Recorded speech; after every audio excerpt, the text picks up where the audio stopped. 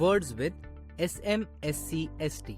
नमस्ते दोस्तों, इस वीडियो में हम अलग अलग व्यंजनों को जब S यह अक्षर जोड़ते हैं तब उन दो अक्षरों की आवाज क्या होती है वह सीखने वाले हैं। दोस्तों ध्यान दीजिए, अंग्रेजी में बहुतांश शब्दों में जब दो व्यंजन एक साथ आते हैं, उनके बीच जब कोई वॉवेल नहीं होता, तब वो दो अक्षर संयुक्त अक्षर बन जाते हैं और इसलिए ST या दो अक्षरों की आवाज स ट न होकर आवाज होती है स्ट।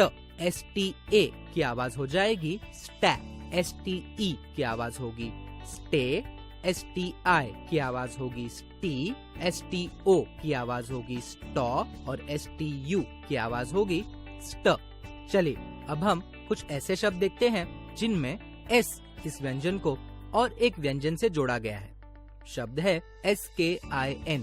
दोस्तों इस शब्द में SK की आवाज स क न होकर आवाज होगी स्क, इसलिए SKI की आवाज होगी स्की और SKIN का उच्चारण होगा स्की न। स्किन, स्किन मतलब त्वचा। उसी प्रकार अगला शब्द STEM। दोस्तों इस शब्द में भी ST की आवाज स ट न होकर संयुक्त आवाज होगी स्ट। STE की आवाज होगी स्टे। STEM का उच्चारण होगा स्टे म। स्टेम, टेम मतलब पौधे का तना। अगला शब्द है SPIT। इस शब्द में भी SP की आवाज स प न होकर आवाज होगी स्प और इसलिए SPIT का उच्चारण होगा स्पीट। स्पिट, स्पिट मतलब थूकना। अगला शब्द देखते हैं, शब्द है SWIM। दोस्तों इस शब्द में भी SW की आवाज स व न होकर आवाज होगी स्व और इसलिए SWIM का उच्चारण होगा स्वी म। स्विम, स्विम मतलब तैरना। अगला शब्द देखते हैं SCAM।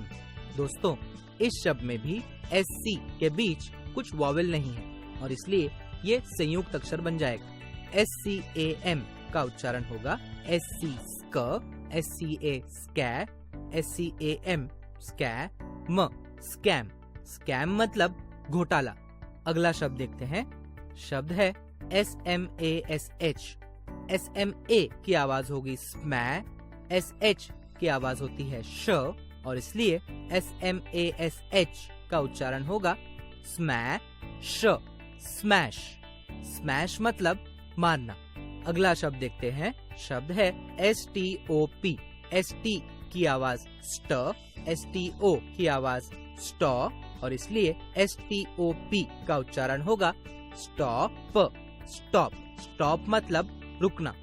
चलिए यह वीडियो दोबारा देखते हैं और ऐसे शब्द पढ़ने का तरीका सीखते हैं जिनमें दो व्यंजन एक साथ आते हैं।